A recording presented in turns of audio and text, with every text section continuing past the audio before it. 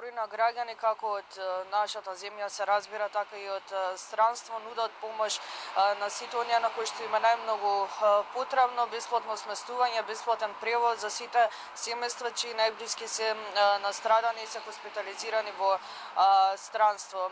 Можат безброј апели за помош, објави на социјалните мрежи да се видат токму во однос на ова како безброј странци нудат помош за нашите сограѓани, може да се забележат објави, односно дека се нуди бесплатно сместување, бесплатен превоз од голем број на граѓани од Србија, Хрватска, Грција, Црна Гора и многу други.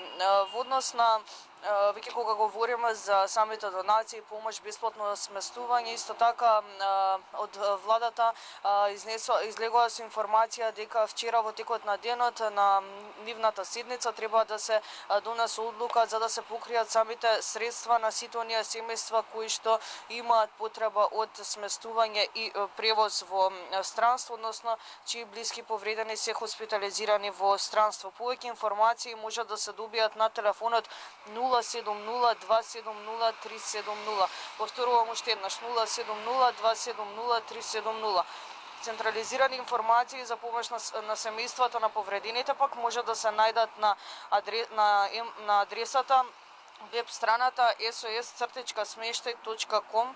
Уште еднаш ќе повторам sos-smeštaj.com со мали букви. Кога станува збор за сместување на сите оние кои што имаат потреба во Солун, исто така имаат можност за бесплатно сместување и превоз кое го организира самото Сдружение на бизнес жени на Грција.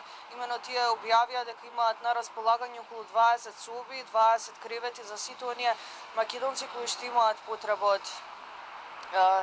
од сместување токму таму, и напомена за Мија дека тоа е најмалку што може да го направат во овие тешки мигови за нивните соседи. Во продолжение ќе цитирам што изјавија за Мија.